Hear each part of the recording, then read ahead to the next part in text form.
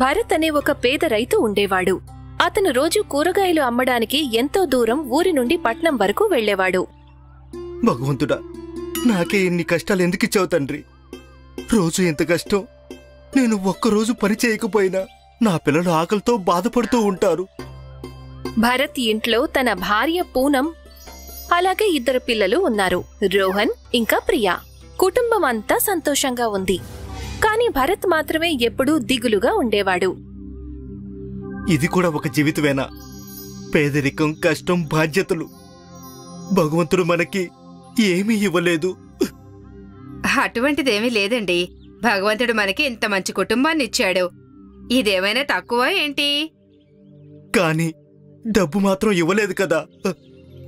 నాకు భగవంతుడి మీద పూర్తి నమ్మకం ఉందండి. ఎప్పుడో ఒకప్పుడు మనకు డబ్బులు కూడా ఇస్తాడు. మీరు చూస్తూ ఉండండి. నేను ఆ రోజు కోసమే ఎదురు చూస్తూ ఉన్నాను. భరత్ తన వ్యవసాయాన్ని అలాగే కొనసాగిస్తూ పట్నానికి వెళ్లి బజారులో కూరగాయలను అమ్ముతూ ఉండేవాడు. కాని తన పరిస్థితికి తను ఏమాత్రం సంతోషంగా లేడు. తను ఎప్పుడూ భగవంతుణ్ణి తిట్టుకుంటూ ఉంటాడు. అలా ఒకరోజు భరత్ ఎప్పటిలాగానే కూరగాయలు అమ్మడానికి వెళ్తూ ఉంటాడు. అతను రోడ్డు క్రాస్ చేయబోతూ ఉండగా బ్రేక్ ఫెయిల్ అయిన ట్రక్కు భరత్ని గుద్దేస్తుంది. భరత్ ని హాస్పిటల్లో అడ్మిట్ చేస్తారు. తన కుటుంబం అంతా కూడా ఎంతో దిగులు పడుతుంది. పిల్లలు, నాన్నకి నయమైపోతుంది. మీరిద్దరూ ఇలా ఏడవకూడదు నాన్నా. నాన్నకి ఎప్పుడు నయమైపోతుంది? చెప్పమ్మా. అమ్మా, త్వరలోనే. చాలా రోజులు గడుస్తాయి. భరత్ స్పృహలోకొస్తాడు. కాని ఆ యాక్సిడెంట్ కారణంగా తన కాళ్లను తీసేస్తారు. ఇక అతను ఎప్పటికీ మామూలుగా నడిచే అవకాశం లేదు. చూడమ్మా, నేను నీకు అబద్ధపు భరోసా ఇవ్వాలని అసలనుకోవడం లేదు. మీ భర్త 2 కాళ్లను తీసేయాల్సి వచ్చింది. ఇక మీరు జీవితమంతా ఇతన్ని చూసుకోవాల్సి ఉంటుంది. ఆ తర్వాత భరత్ ని ఇంటికి తీసుకొస్తారు. భరత్ వీల్ చైర్లోనే కూర్చుని ఉంటాడు. ఇప్పుడతను వ్యవసాయం చెయ్యలేడు. కొన్ని రోజుల వరకు వాళ్ల దగ్గర ఉన్న డబ్బులతో ఇంటి ఖర్చులను ఎలాగోలా గడిపేస్తారు. కాని ఇప్పుడు పూనం దిగులు పడుతుంది. ఇప్పుడు ఏదో ఒకటి చేసి కావాల్సిన సరుకులు తీసుకురావాల్సిందే. పూనం తన దగ్గర ఉన్న నగలన్నిటినీ తీసి వాటిని అమ్మడం కోసం బయలుదేరబోతుండగా తన 2 పిల్లలు తన దగ్గరికి వస్తారు. అమ్మా, నువ్వు ఈ నగలు అమ్మడానికి వెళ్తున్నావా? అవును బాబు, ఇంతకంటే మనకు వేరే దారేమీ లేదు కదా. లేదమ్మా, ఇవన్నీ నాన్న నీకోసం కొన్నారు. వీటన్నింటినీ అమ్మొద్దు. మనం అందరం కలిసి డబ్బులు సంపాదిద్దాము. కానీ ఎలా? నువ్వు డోక్లా చాలా బాగా చేస్తావు కదా. ఒకవేళ మనం డోక్లా బండిని పెట్టాము అంటే మనం ఆ పని చేయొచ్చు. సరే, మనం డోక్లా అమ్మడానికి కావలసిన ఏర్పాట్లు చేసుకుందాము. పూనం ఇంకా పిల్లలు కలిసి బజార్లో ఒక బండిని పెడతారు. అమ్మా, మేమిద్దరం టేబుల్ వేసేసాం. ఇక మనం మొదలు పెట్టేద్దాం. అలాగే. అమ్మా, నేనేం చెయ్యాలి? నేను డోక్లా తయారు చేసి ఇస్తూ ఉంటాను. నువ్వు కస్టమర్లకి ఇస్తూ ఉండు. ఇక ప్రియా, నువ్వు ప్లేట్లు సేకరించి కడగాలి. సరే అమ్మా. వాళ్ళు అందరూ కలిసి ఢోక్లా తయారు చేస్తారు. ఢోక్లా గుమగుమలు అన్ని చోట్ల విస్తరిస్తుంది. వారే వా, వాసన గుమగుమలాడిపోతుంది. డోక్లా సిద్ధంగానే ఉందా బాబూ? అవును బాబాయ్. సరే బాబు, నాకు ఒక ప్లేట్ ఇవ్వు. రోహన్ ఆ వ్యక్తికి ఢోక్లాని ఇస్తాడు. అతను ఢోక్లా తిని చాలా సంతోషిస్తాడు. డోక్లా చాలా రుచిగా ఉంది బాబూ. నాకొక 3 ప్లేట్లని ప్యాక్ చేసివు బాబూ. ఇగో డబ్బులు. రోహన్ వెంటనే 3 ప్లేట్ల ఢోక్లా ప్యాక్ చేస్తాడు. వాటిని ఆ వ్యక్తికి ఇస్తాడు. అమ్మా, ఇలా చూడు, మన మొదటి సంపాదన. మంచిది, కానీ మనం ఇంకా ఎక్కువ డబ్బులు సంపాదించాలి.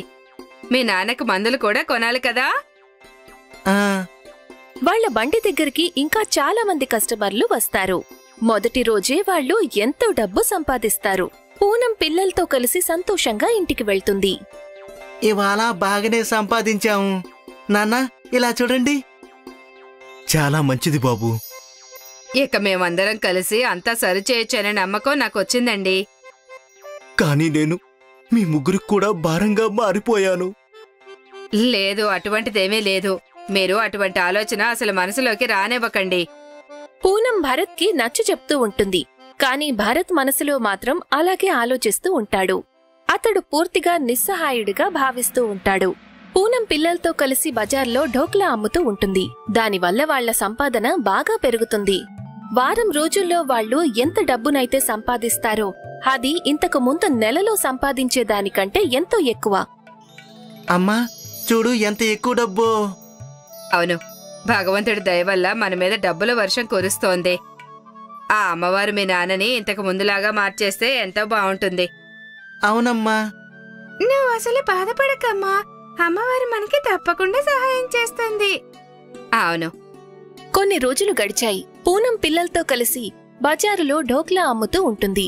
కాని ఇక్కడ ఇంట్లో భరత్ దిగులుగా కూర్చునుంటాడు. భగవంతుడా, ఎందుకిలా చేశావు? నేను ఎప్పుడూ అనుకోలేదు నాకు ఇటువంటి పరిస్థితి వస్తుంది అని. దానికంటే నన్ను చంపేసి ఉంటే చాలా బాగుండేది. కనీసం నా కుటుంబానికి భారంగా ఉండేవాణ్ణి కాదు కదా. భరత్ అన్న మాటల్ని దేవీమాత వింటుంది.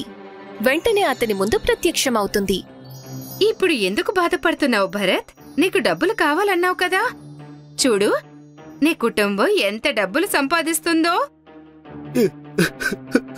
ఎంత డబ్బు వస్తే మాత్రం ఏంటి ప్రయోజనం? నేను నా వాళ్ళందరికీ భారంగా మారిపోయాను. నేను ఎప్పటికీ నడవలేను. వాళ్ళకి ఎటువంటి సహాయం చేయలేను. దేవీమాత, దయచేసి నన్ను చంపేయమ్మా. నాకసలు బ్రతకాలని అనిపించడం లేదు. నీకు జీవితం విలువ తెలిసింది కదా భరత్. డబ్బు కంటే కూడా నీకు జీవితమే ఎక్కువ ముఖ్యమని నీకు బాగా అర్థమైంది కదా భరత్. నీకు ఇదే తెలుసుకునేలా చేయాలని అనుకున్నాను. నీకిప్పుడు అంతా అర్థమైంది కాబట్టి నీ పాత జీవితాన్ని మళ్ళీ తిరిగి ఇవ్వాలనుకుంటున్నాను. గుర్తుంచుకో, జీవితంలో ఎటువంటి సమస్య వచ్చినా సరే జీవితం వ్యర్థమని మాత్రం నువ్వు బాధపడకూడదు. అలాగే దేవీమాత, నాకర్థమైంది. దేవీమాత చమత్కారం వల్ల కాలం మళ్లీ వెనక్కి వెళ్తుంది. భరత్ పట్నంలో బజారులో నిలబడి ఉంటాడు. అదే రోడ్ క్రాసింగ్ దగ్గర తను తన కాళ్లను చూసుకుంటాడు. తను పూర్తిగా క్షేమంగా ఉంటాడు. ధన్యవాదాలు దేవీమాత, నాకు చాలా సంతోషంగా ఉంది. భరత్ సంతోషంగా ఇంటికి తిరిగి వెళ్తాడు. వెళ్లగానే పిల్లల్ని హత్తుకుంటాడు. ఈరోజు నేనిలా ఉన్నానంటే మీరే కారణం. ఎవరూ చేయలేని పనిని మీరందరూ కలిసి నా కోసం చేశారు. మీరు దేని గురించి మాట్లాడుతున్నారు? ఏమీ లేదులే, నీకు చెప్పినా అర్థం కాదు. ఇవాళ నాకు పూర్తిగా జీవితం విలువేంటో అర్థమైంది. నా కుటుంబం, మీ అందరి సుఖ సంతోషాలు మాత్రమే నా జీవితానికి అసలైన ధనం. ఏంటి విషయం? ఇవాళ మీరు వింతగా మాట్లాడుతున్నారు. ఎందుకంటే ఇవాళ నేను నా జీవితంలో నాకు దక్కిన సుఖం వల్ల ఎంతో సంతోషంగా ఉన్నాను. ఎప్పుడూ మీరు ఇలాగే సంతోషంగా ఉండండి. డబ్బుల కోసం పరిగెత్తుతూ మనం జీవితాన్ని జీవించడం మర్చిపోతాము. మన జీవితంలో ఏదైనా అనుకోని సంఘటన జరిగినప్పుడు మాత్రమే మన జీవితంలోని నిజమైన సంతోషం మనకి అర్థమవుతుంది. మనం ఎప్పుడూ కూడా మన దగ్గర ఏదైతే లేదో దాని గురించి ఆలోచించి బాధపడుతుంటాం. మన దగ్గర ఏదైతే ఉందో దాని గురించి ఆలోచించి సంతోషపడ్డం మర్చిపోతాం. ఎన్ని కష్టాలు వచ్చినా సరే మనం మాత్రం ఎప్పుడూ సంతోషంగా జీవితాన్ని గడపాలి. రాంపూర్ అనే గ్రామంలో మాణిక్ కుటుంబం ఉంటుంది. మాణిక్ యొక్క కుటుంబంలో అతని భార్య మోహిని, తర్వాత వాళ్ల పిల్లలైన మోంటీ, బంటీ ఇద్దరుంటారు. మాణిక్ది ఒక చిన్న కుటుంబం, కానీ సంతోషమైన కుటుంబం ఏం కాదు. ఎందుకంటే వాళ్ల దగ్గర ఎక్కువ డబ్బులు ఉండవు కాబట్టి. మాణిక్ చేస్తున్న కూలి పనిలో చాలా తక్కువ జీతం వచ్చేది. ఆ వచ్చే డబ్బులతో ఇంటిని గడపడం చాలా కష్టంగా ఉండేది. మాణిక్ పొద్దున్నే తన పని మీద బయటికెళ్తాడు. అప్పుడే అతన్ని ఆపి వాళ్ళిద్దరు పిల్లలు ఇలా అడుగుతారు. నానా, ఇవాళ మేము స్కూల్కి వెళ్ళాము. ఏమైందన్నా, ఇవాళ ఎందుకు స్కూల్కి వెళ్ళనంటున్నావు? మా దగ్గర మంచి బట్టలే లేవు నాన్న. మా బట్టలన్నీ చినిగిపోయినాయి. నాన్నా, ఇవాళ నేను పనికి వెళ్తున్నా. మీకోసం కావాల్సిన వస్తువులన్నీ తీసుకొస్తానికి ప్రయత్నిస్తా. నాన్న, రోజు మీరు ఇట్టాగే అంటున్నారు. మాకు రోజంతా అవమానంగా ఉంది. సరే అయితే, సరే, నువ్వు ఇప్పుడెళ్ళు, నేను వచ్చాక మాట్లాడతా. మాణిక్ చాలా బాధపడుతూ ఇంటి నుంచి బయటికెళ్తాడు.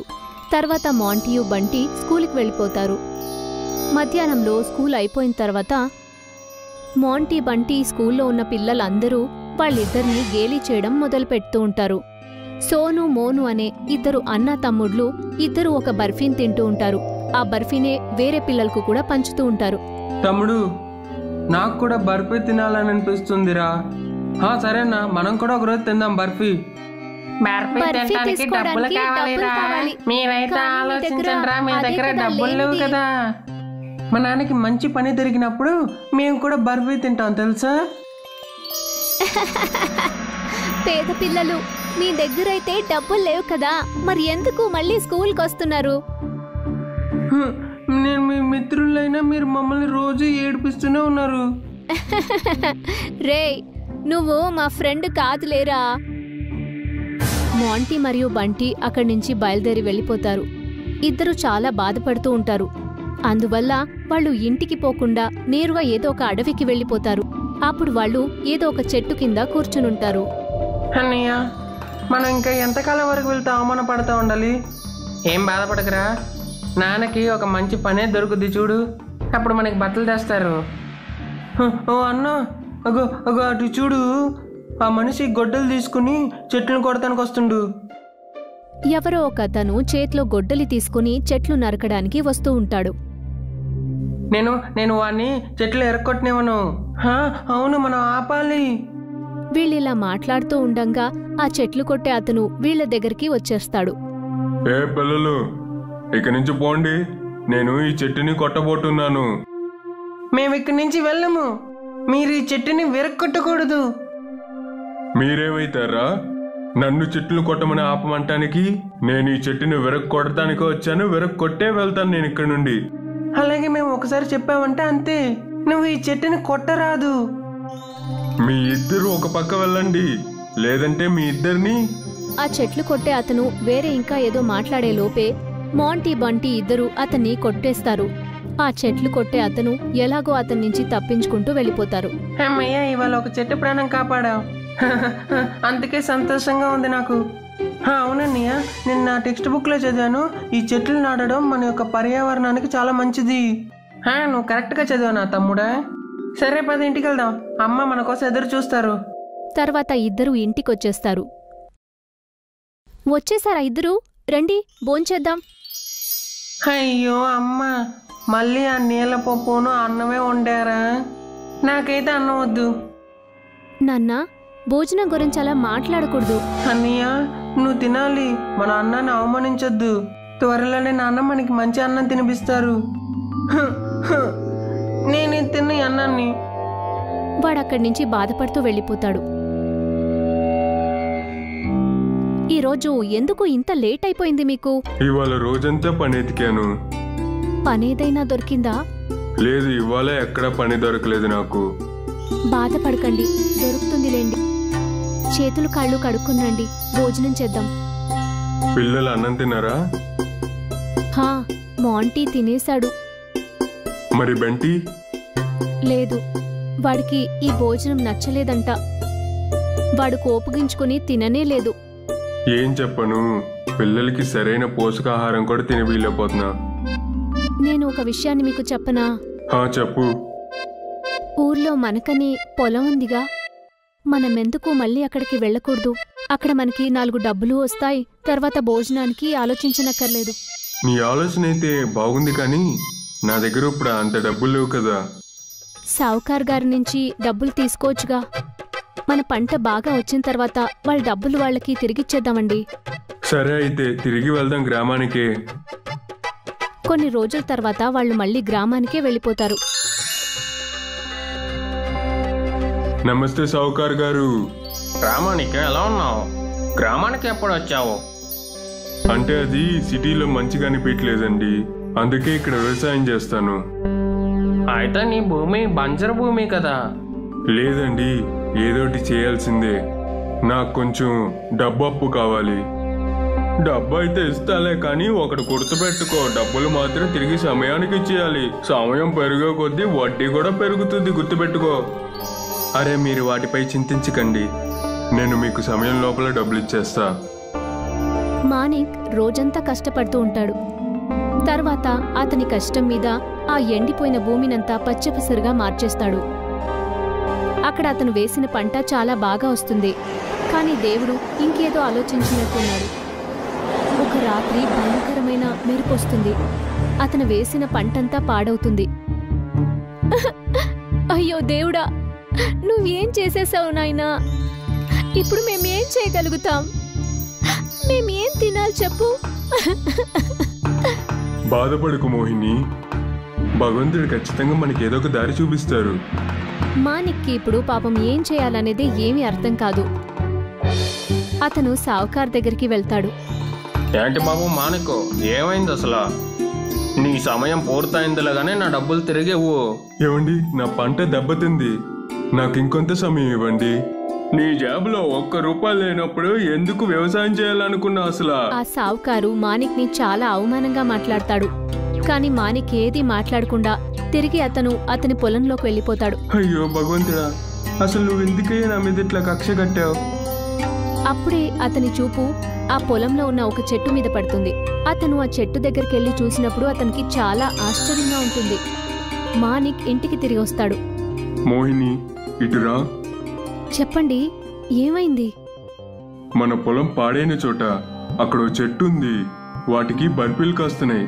అయితే ఈ మామూలు బర్ఫీలు కాదు, బంగారపు బర్ఫీలు. ఏంటి, ఏం మాట్లాడుతున్నారు నాన్న? ఆ చెట్టు అక్కడ ఉందా? అవును, కానీ ఇవన్నీ ఎందుకు అడుగుతున్నావు? నాన్న, ఒకరోజు నేను బంటి పొలం దగ్గర ఆడుకుంటున్నామా, అప్పుడు బంటి ఒక మెరిసే రాయిని చూశాడు. అట్లా ఆడుకుంటూ ఆ రాయిని మేము మట్లో కప్పాము. వాళ్ళందరూ ఆశ్చర్యపడ్డారు. మరి వాళ్ళంతా పడుకుంటారు. అదే రాత్రి మానిక్కి ఒక కల వస్తుంది. ఆ కలలో ఒక దేవుడు కనిపిస్తాడు. మానిక్, ఈ రోజు నీకే చెట్టు అయితే దొరికిందో అది నీ పిల్లలు చేసిన ఒక మంచి దాని యొక్క ఫలితం.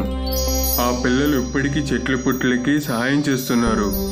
ఆ చెట్లోంచి బర్ఫీ వస్తానే ఉంటుంది, ఎందుకంటే నీ యొక్క చిన్న కొడుక్కి అదంటే చాలా ఇష్టం గనక. మానిక్ మేల్కుంటాడు. తర్వాత ఆ కల గురించి మోహినితో చెప్తాడు. ఇద్దరు చాలా సంతోషపడతారు. వినండి, మీరొక బంగారపు కొట్టుని ప్రారంభించండి. అవును, నువ్వు కరెక్ట్ గానే చెప్తున్నావు. నేను సిటీలో కూడా బంగారు ఆభరణాలు చేసి అమ్ముతాను. వాటి డబ్బులతోనే నేను సౌకర్య యొక్క అప్పు వడ్డీని తీర్చేస్తా. ఇప్పుడు వాళ్ళ కష్టాలన్నీ తీరిపోతాయి. వాళ్ళిప్పుడు చాలా సంతోషంగా ఉంటారు. బంటి కూడా ఇప్పుడు చాలా సంతోషంగా ఉన్నాడు. ఎందుకంటే వాడికి నచ్చిన ఆహారం ఇప్పుడు దొరుకుతుంది. వాడికి నచ్చిన బర్ఫీని రోజూ తింటూ ఉంటాడు. సోమ్నాథ్ జిల్లాలో చాలా గ్రామాలు ఉండేవి. ఆ గ్రామాల్లో ఎంతో మంది మిఠాయి వ్యాపారులు ఉన్నారు. వాళ్ళందరికీ ప్రాంజల్ ఇంకా మురళియే మోతీచూర్ లడ్డూలని సప్లై చేసేవారు. ప్రాంజల్ ఒక విధవరాలు. ఆమె తన భర్త చనిపోయిన తర్వాత మోతీచూర్ లడ్డూలని తయారు చేసి వాటిని అమ్మేది. మురళి అన్ని మిఠాయి దుకాణాల నుండి ఆర్డర్ తీసుకునేవాడు. ఇదిగో మురళి తమ్ముడు, రేపు నాకు 5 కిలోల లడ్డూ కావాలి, సరేనా? సరేనండి, రేపు పొద్దునే పట్టుకొస్తా. ఆ మరుసటి రోజు పొద్దున్నే లడ్డూలని డెలివరీ చేస్తుంటాడు. ఇదిగోండి, తీసుకోండి మీ యొక్క 5 కిలోల లడ్డూలు. ఇదిగో బాబు, నీ లడ్డు యొక్క డబ్బులు. అలాగే మీ అమ్మతో చెప్పు, ఇలాంటి రుచికరమైన లడ్డూల్ని చేస్తా ఉండమని. అప్పుడే ఆ కొట్టుకి ఒక కస్టమర్ వచ్చింది. ఈ మోతీచూర్ లడ్డూలు ఎంతండి? 300 రూపాయలండి కిలో. మురళి ఆ కొట్టతను చెప్పిన రేటుని విని షాక్ అయిపోయాడు. తను మనసులో ఇలా ఆలోచించుకుంటూ ఉన్నాడు. అరే అమ్మ, ఈయనకి తక్కువ రేటుకే అమ్ముతుంది, కాకపోతే ఈయన రేట్ ఎక్కువ చెప్పి అమ్ముకుంటున్నారే, అంటే ఎలాంటి కష్టం లేకుండా లాభమా? మురళి ఆ కొట్టు నుండి బయటకొచ్చేశాడు.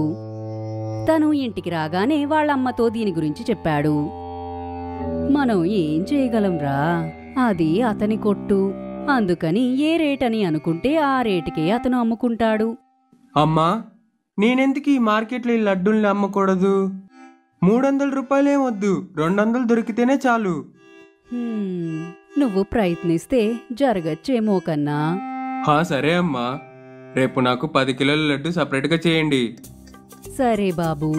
మరుసటి రోజు ప్రాంజల్ లడ్డూలు చేయడం మొదలుపెట్టింది. ఆ తర్వాత 10 కిలో లడ్డూలు మురళి కోసం విడిగా చేసింది. మురళి ఎప్పట్లాగానే మొదట అందరికీ లడ్డూలని డెలివర్ చేసి వాళ్ళమ్మ విడిగా చేసి పెట్టిన 10 కిలోల లడ్డూల్ని బుట్టలో పెట్టుకుని వెళ్ళాడు. మురళి మార్కెట్కి వచ్చాడు. రండి బాబు రండి, లడ్డూ కొనుక్కోండి. చాలా రుచికరమైన తీపైన లడ్డు, కేవలం కిలో 200 రూపాయలు మాత్రమే. ఇంత తక్కువ రేట్లో వేరెక్కడ మీకు లడ్డు దొరకదండి. మురళి చెప్పిన ధర తక్కువగా ఉన్నది. ఇందువల్ల ఎంతో మంది కస్టమర్స్ వచ్చారు. తమ్ముడు నాకు 1 కిలో కట్టు బాబు. నాకు కూడా. మురళి తెచ్చిన 10 కిలోల లడ్డూలు వెంటనే అమ్ముడుపోయాయి. అమ్మా, అన్ని లడ్డూలు అమ్ముడుపోయినాయి. ఇదిగో చూడు, మనకి 500 రూపాయలు లాభం వచ్చిందమ్మా, లాభం. అరే, ఇది చాలా మంచి విషయంరా. అమ్మా, రేపు మీరు 20 కిలోలు సపరేట్ గా చేయండి, సరేనా అమ్మా? ఆ, ఖచ్చితంగా. మురళి ఇంకా ప్రాంజల్ చాలా ఉత్సాహంగా ఉన్నారు. ఇలాగే రోజు మురళి మోతీచూర్ లడ్డూలని మార్కెట్కి తీసుకెళ్లగానే అన్నీ అమ్ముడుపోయేవి. మురళి ఇప్పుడు ఎక్కువ లాభాల్ని సంపాదిస్తూ ఉన్నాడు. ఈ లాభంతో కొద్ది నెలలలోనే మురళి ఒక పెద్ద మార్కెట్ సెంటర్లో ఒక కొట్టుని అద్దెకి తీసుకున్నాడు. మురళి కొట్టుని పెట్టిన తర్వాత కూడా ముందులాగే కిలో లడ్డూలని 200కే అమ్మాడు. అతనికి బాగా లాభాలు వస్తూ ఉన్నాయి. కాని ఎప్పుడూ కూడా వ్యాపారాన్ని పెద్దగా చేయాలనే ఆలోచిస్తూ ఉంటాడు. అమ్మా, ఇలాంటి రుచికరమైన లడ్డూలతో పాటు మనం ఇంకేమైనా స్వీట్లు చెయ్యాలి. ఆ, బూందీ లడ్డు, శనగపిండి లడ్డు, బర్ఫీ. రేపటి నుండి వీటన్నిటినీ కొంచెం కొంచెంగా చేసి పెడతాను. అట్లాగే అమ్మా. ప్రాంజల్ తనకి అసిస్టెంట్స్ లాగా 2 ఆడవాళ్ళని పనికి పెట్టుకున్నది. ఇప్పుడు వాళ్ళు మిగతా కొట్టు వాళ్ల కోసం మోతీచూర్ లడ్డూలని తయారు చేస్తున్నారు. ఇంకా తన కొడుకు కొట్టు కోసం మోతీచూర్ లడ్డూలతో పాటు ఇంకొన్ని రకాల మిఠాయిల్ని కూడా చేశారు. పొద్దున కల్లా మిఠాయిలన్నీ రెడీ అయిపోయాయి. చూడు మురళి, అన్నీ రెడీగా ఉన్నాయి. అరే సూపర్ అమ్మ, నువ్వు సూపర్. మురళి అన్ని రకాల మిఠాయిల్ని తీసుకుని మార్కెట్కి బయలుదేరాడు.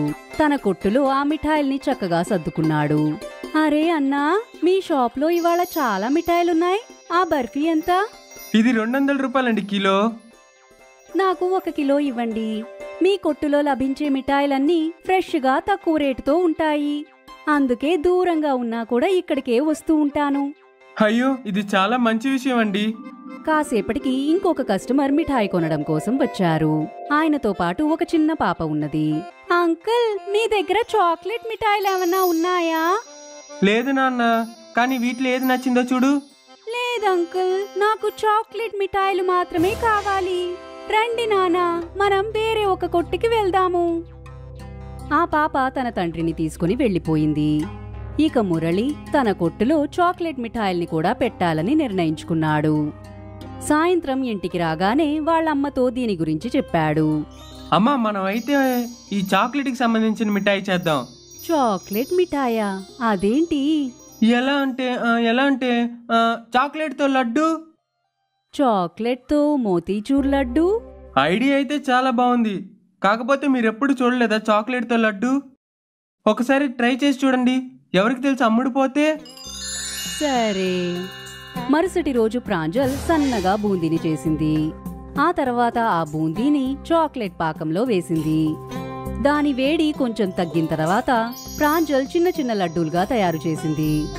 అరే వారే వా, చాక్లెట్తో లడ్డు రెడీ అయిపోయింది. సూపర్ అమ్మా. వీటిని రెడీ అయితే చేశాను, కానీ నల్లటి లడ్డు ఎవరు తింటారు? అమ్మా, తింటారమ్మా, తప్పకుండా తింటారు. కావాలంటే నువ్వే చూస్తావు కదా. మురళి అన్ని మిఠాయిల్ని తీసుకుని తన కొట్టుకి వెళ్ళాడు. ఆ తర్వాత అన్నిటికంటే పైన చాక్లెట్ లడ్డూలని పెట్టాడు. ఆహా, ఇప్పుడు చూస్తాను. అప్పుడే అక్కడికి ఒక రెగ్యులర్ కస్టమర్ వచ్చింది. బాబు, ఇవాళ కొత్తగా ఏంటి? ఈ రోజు చాక్లెట్ తో తయారు చేయబడిన లడ్డు. నల్ల మోతీచూర్ లడ్డునా? చాక్లెట్ తో చేసామండి. పిల్లలందరికీ చాలా ఇష్టపడతారు. చూడ్డానికి అంతగా ఏం బాలేదు, కానీ ఇవ్వు, రుచి చూసి చెప్తాను. ఆ కస్టమర్ ఒక నల్లటి మోతీచూర్ లడ్డుని తిన్నది. అది ఆమెకి ఎంతగానో నచ్చేసింది. అరే, ఇది చాలా బాగుంది. దీన్నే నాకు 1 కిలో ఇవ్వండి. అయినా ఇదెంత? 250 రూపాయలండి కిలో. సరే సరే, ఇవ్వు. ఎవరంతా ఆ నల్ల మోతీచూర్ లడ్డూని టేస్ట్ చేశారో వారు ఆ లడ్డూల్ని కొనుక్కొని వెళ్లారు. మురళీ కొట్టు నల్ల మోతీచూర్ లడ్డూలకి ఫేమస్ అయిపోయింది. ఎంతో దూరం నుండి వచ్చి మరీ కస్టమర్స్ నల్ల మోతీచూర్ లడ్డూలని కొనేవారు. ఎందుకంటే ఆ నల్ల మోతీచూర్ లడ్డూలు మురళీ కొట్టులో మాత్రమే దొరుకుతాయి. నల్ల మోతీచూర్ లడ్డు ప్రాంజల్ ఇంకా మురళీకి మంచి అదృష్టాన్ని తెచ్చిపెట్టింది. ఇక చూస్తూ ఉండగానే వాళ్ళిద్దరూ ఒక పెద్ద కొట్టు ఇంకా ఒక పెద్ద ఇల్లుని కొనేశారు. ఇప్పుడు తల్లి కొడుకులిద్దరూ సంతోషంగా ఉన్నారు. ఇప్పుడు వాళ్ళు వాళ్ల కొట్టు కోసం మాత్రమే నల్ల మోతీచూర్ లడ్డూలని తయారు చేసేవారు. ఇక ఈ నల్ల మోతీచూర్ లడ్డు అన్ని పెద్ద ఫంక్షన్స్ లోనూ ఒక ఇంపార్టెంట్ ఐటమ్ గా మారిపోయింది. తమిళనాడులోని ఒక గ్రామంలో సంధ్య ఇంకా తన భర్త ఇడ్లీ అమ్మే పని చేసేవారు. సంధ్య భర్త మనోజ్ ఇడ్లీ అమ్మడంలో తనకి సహాయం చేసేవాడు. కష్టం ఇంకా నిజాయితీ ఉన్న సంధ్య వాటితో పాటు దయగల మనిషి కూడా. చాలాసార్లు జనాలకి ఇడ్లీ ఫ్రీగా కూడా ఇచ్చేది. సంధ్య వాళ్ళ నాన్నగారు ఆయుర్వేదంలో పెద్ద వైద్యుడు. దానివల్ల సంధ్యకి కూడా చెట్ల మందులు ఇంకా ఆయుర్వేదం విషయాలలో పూర్తి జ్ఞానం ఉంది. సంధ్య అక్క, ఒక ప్లేట్ ఇడ్లీ సాంబారు ఇవ్వు, చట్నీ కారంగా ఇవ్వు. అంత కారం చట్నీ ఎందుకు? ఎందుకంటే నాకు జలుబు చేసింది కదా, అందుకే. సంధ్య వెంటనే తన పెరట్లో నుండి ఒక ఆకుమందు తీసుకుని వస్తుంది. ఇంకా దాన్ని కారం చట్నీలో వేసి తయారు చేసి తనకి వడ్డిస్తుంది. ఆ మహిళ తన ఇడ్లీని ఆ కారం చట్నీతో తినగానే తన జలుబు దెబ్బకి తగ్గిపోతుంది. అరే, మీ ఇడ్లీ అయితే మాయా ఇడ్లీ, నా జలుబంతా పోయింది. దీన్ని ఎలా తయారు చేసావు సంధ్యక్క? అందులో కేవలం ఒక వైద్యంకి సంబంధించిన ఆకు వేశాను, అంతే. నువ్విలా ప్రపంచానికి ఫ్రీగా సాయం చేస్తున్నావనుకో, క్లినిక్లో ఉన్న డాక్టర్స్ వాళ్ళ వ్యాపారాన్ని మూసుకోవాల్సిందే. పాపం తనకి కాస్త సహాయమే కదా చేశాను. జలుబుతో చాలా ఇబ్బంది పడుతోంది. అందుకే. మీకు అనిపించడం లేదా మరి మా నాన్నగారి దగ్గర నేర్చుకున్న ఈ ఆయుర్వేద వైద్యం అలానే ఉండిపోవడం, దానికి ఏ రూపం లేకపోవడం? ఇద్దరూ అలా అనుకుని ఇంటికి వెళ్తూ ఉంటారు. అప్పుడే వాళ్ళ కొడుకు ఇలా అంటాడు. అమ్మా, నాకు టిఫిన్ బాక్స్లోని ఇడ్లీ ఇవ్వకు. నేనెప్పుడు ఇడ్లీనే తీసుకుని వెళ్తున్నా. నన్ను నా మిత్రులు వెక్కిరిస్తున్నారు. నీ మిగతా స్నేహితులందరూ టిఫిన్ బాక్స్లో ఏం తీసుకొస్తున్నారు బాబు? నా మిత్రులు శాండ్విచ్ ఇంకా బ్రెడ్ జామ్ తీసుకుని వస్తున్నారు. ఒక పని చెయ్యి, నువ్వు రేపటి నుంచి ఇడ్లీ శాండ్విచ్ తీసుకువెళ్ళు. నువ్వు తిను, ఇంకా నీ ఫ్రెండ్స్కి కూడా తినిపించు. హాయ్, నేను రేపటి నుంచి ఇడ్లీ శాండ్విచ్ తీసుకుని వెళ్తాను. తూని వెళ్ళగానే మనోజ్ సంధ్యని ఇలా అడుగుతాడు. అవును భార్యమణి, ఇడ్లీ శాండ్విచ్ అంటే ఏంటి? నేను ఊరికే అన్నాను, సరేనా? రేపటి నుంచి నేను ఇవే ఇడ్లీ పెడతాను, కానీ కొన్ని ఆకులు వేసి. నువ్వు చాలా అద్భుతం చేశావు. మరుసటి రోజు సంధ్య మళ్ళీ ఇడ్లీ దుకాణం తెరుస్తుంది. మంచి కస్టమర్లు వచ్చి ఉంటారు. అప్పుడే అక్కడికి మనోజ్ వస్తాడు. సంధ్య, త్వరగా షాప్ని మూసేయి. మనం ఇక్కడి నుంచి వెళ్ళిపోవాలి. సిటీలోని చాలా పెద్ద వైరస్ వస్తుంది. అది ఇప్పుడు ఈ గ్రామం వైపు కూడా వస్తుంది. గవర్నమెంట్ వాళ్ళు అన్ని దుకాణాలు వ్యాపారాలు మూసేసి ఇంట్లోనే ఉండమని ఆర్డర్ ఇచ్చారు. అలా ఎలా జరిగింది? నేను ఇప్పుడే కదా తోనిని స్కూల్లో దింపాను. వెళ్ళి వెంటనే తీసుకునిరా. ఎవరికి వాళ్ళు వాళ్ళ ఇళ్లలోనే ఉంటున్నారు. నువ్వు వీణ్ణేమో స్కూల్కి పంపించావు. మనోజ్ మాటలు విని సంధ్య హడావిడిగా తన కొడుకు తోనిని స్కూల్లో నుండి తీసుకుని రావడానికి వెళ్తుంది. స్కూల్ బస్సు వాళ్ళ ఇంటి ముందు ఆగుతుంది. పద, ఇంటికి పద బాబు. సంధ్య మనోజ్ ఇంకా తూనీతో కలిసి ఇంటికి వెళ్ళిపోతుంది. ఇంకా మిగిలిన డబ్బులతో రేషన్, ఇడ్లీ పిండికి కావలసిన బియ్యం, పప్పు తీసుకుని ఎలాగోలా ఇంటికి వెళ్తుంది. మన దగ్గర కొంత రేషన్ మాత్రమే ఉందండి. తెలియడం లేదు మనం ఇలా ఎన్ని రోజులు గడపాలో. మీ నాన్న దగ్గర దీనికి సంబంధించిన సాయం ఎందుకు తీసుకోకూడదు? ఆయన పెద్ద ఆయుర్వేద వైద్యుడు కదా. ఇలాంటి చిన్న చిన్న వైరస్లకి ఆయన సమాధానం టక్కనే చెప్తాడు. మనోజ్ చెప్పిన విధంగా సంధ్య వాళ్ళ నాన్నకి ఫోన్ చేసి విషయమంతా చెప్తుంది. అప్పుడు తన నాన్నగారు ఇలా అంటాడు. ఈ సమస్యకి పరిష్కారం నేను ముందే చెప్పాను. నీకు ఆయుర్వేద జ్ఞానం ఉంది. నీ వాకిట్లో ఉన్న మాయా మూలికల్ని త్వరగా వాడి చూడు.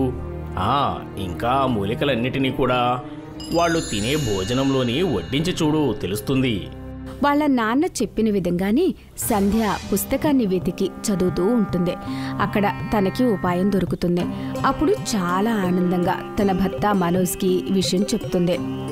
నాన్నగారు చెప్పిన మాయా మూలికలు మన పెరట్లోనే చాలా ఎక్కువ ఉన్నాయి.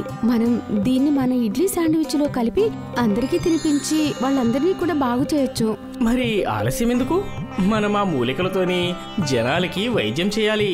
దానివల్ల మనం అందరికీ సాయం చేయొచ్చు. కానీ మన దగ్గర కాస్త రేషన్ మాత్రమే మిగిలింది. మనం ఒకవేళ దాన్ని ఇప్పుడే ఉపయోగిస్తే ముందు మనకు ఏం చేయాలో తెలీదు. ఆ వైరస్ ఎప్పటి వరకు ఉంటుందో కూడా మనకు తెలీదు. నువ్వు మందు గురించి ఆలోచించకు. మీ నాన్నగారు చెప్పిన మూలికలతో మందు తయారు చెయ్యి. దాన్ని ఇడ్లీ శాండ్విచ్లో జనాలకు ఇచ్చేయి. మనోజ్ అలా చెప్పగానే సంధ్య తన పెరట్లో ఉన్న ఆ మాయా మూలికలు, అవి ఎలాంటి మూలికలంటే ఒక సిద్ధపురుషుడు ఇంకా వాళ్ళ వారసత్వం దగ్గరే ఉంటుంది. ఆ మూలికలను తెంపి సంధ్య తన ఇంటి పక్కన ఉన్న వాళ్ళందరికీ ఇడ్లీ శాండ్విచ్ తయారు చేస్తుంది. ఇది కేవలం 4-5 ఏళ్లకే సరిపోతుంది. దానివల్ల మనకేమొస్తుంది? జనాలకు తెలిసిన వెంటనే ఈ మాయా శాండ్విచ్ గురించి వాళ్ళు కూడా రేషన్ ఇస్తారు. మనం వాటితో ఇంకా ఎక్కువ తయారు చేయొచ్చు. ఇంకా ఎంతో మందికి మనం సహాయం కూడా చేయొచ్చు. చుట్టుపక్కల ఉన్న వాళ్ళ ఇంట్లో సంధ్య ఇంకా మనోజ్ కలిసి ఆ ఇడ్లీ శాండ్విచ్ని పంచుతారు. ఇడ్లీ శాండ్విచ్ తినగానే వాళ్ళ అనారోగ్యం అంతా బాగా అయిపోతుంది. ఇంకా వాళ్ళ అనారోగ్యం టక్కున తగ్గిపోతాయి. మీరు చేసిన సహాయం వల్ల నా కొడుకు ఆరోగ్యం అంతా బాగైపోయింది. మీరు మంచిగా ఉండాలి. మనం పూర్తి గ్రామం అంతా సిటీలో ఉన్న వాళ్ళందరినీ బాగు చేయాలి. దానికి మీ రేషన్ కావాలి. ఇది కూడా అడగాల్సిన విషయమా? నాకు రేషన్ దుకాణమే ఉంది, నీకు తెలుసు కదా. కానీ నాది ఒక షరతు. నువ్వు అందరికీ మాయా శాండ్విచ్ ఇడ్లీ తినిపించు. ఇది కూడా అడగాల్సిన విషయమా? పదండి మొదలు పెడదాము. సంధ్య ఇంకా మనోజ్ ఆ మహిళ దుకాణానికి వెళ్తారు.